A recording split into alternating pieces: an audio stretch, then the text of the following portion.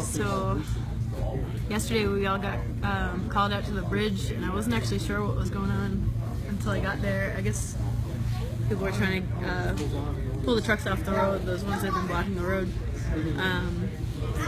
But I saw some of my good friends in the very front once I got up there.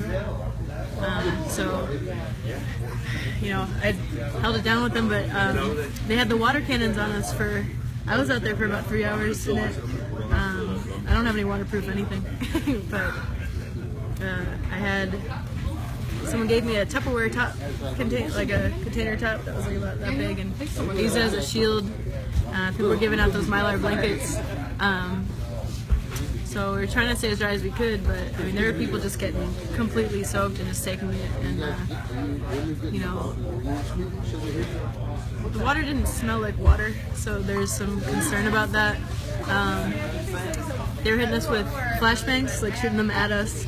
None of us really cared about flashbangs by now anyway, though, so no one even flinched, but they were shooting tear gas canisters, and we tried to throw some of them back, but at one point I got caught with 3 of them, and I thought I could just kind of handle it, but I put my goggles on a little too late, so my eyes started burning even more. It was all in there,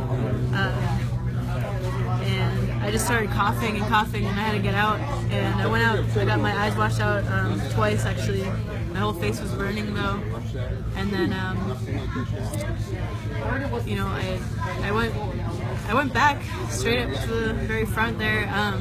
The guy with the water cannon, at one point someone recognized him, so we were all chanting his name, Carlson. But you know, and people were shaming him, and but I was right behind one of the trucks, and when I would be looking, I saw the guy look at me with the water cannon. He put the water cannon down and took his gun out and lined it up right to my face and tried to shoot, and I ducked, and he just missed me.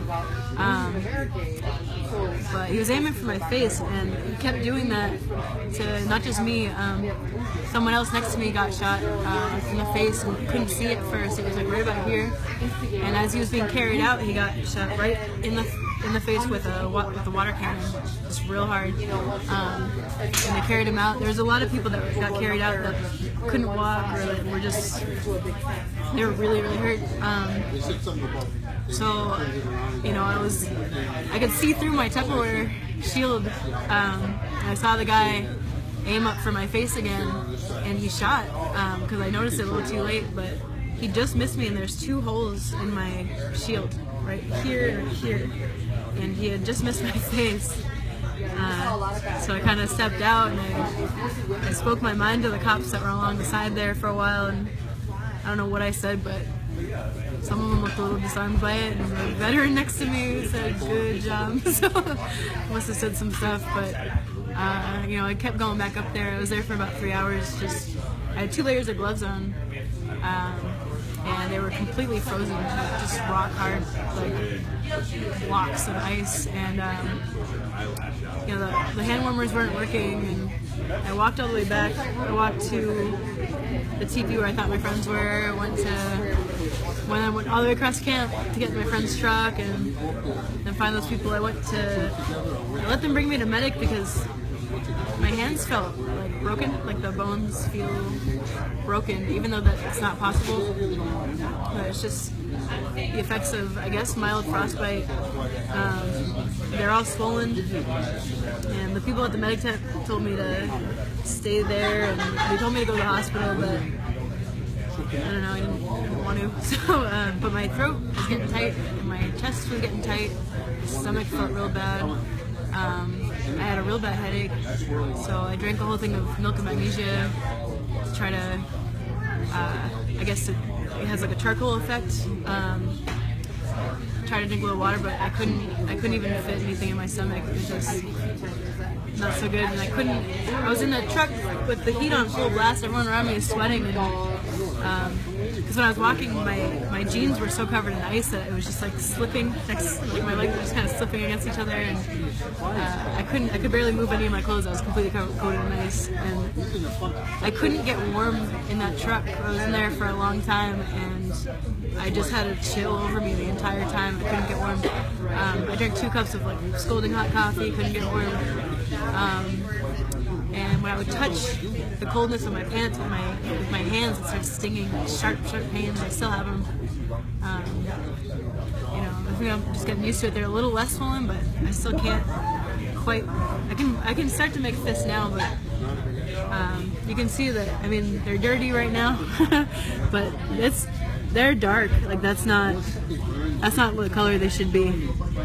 All that red purple, that's all frostbite. So it was a crazy night, and I'm not even actually sure like what we really got done.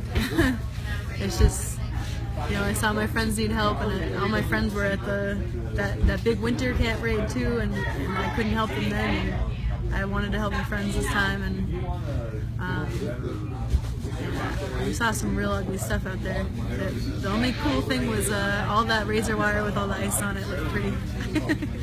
But it was really, really bad. We don't know what was in that water. And a lot of people have a lot of concern about that. It didn't smell like water. So I'm a little nervous. Chemical stuff makes me nervous. Because at that point, it's not just like, you know, I get a physical injury, but it could be like, you know, those types of poisons that can affect generations down. So I don't know what it is, but that's how it went, though. Thank you. Thank you for sharing.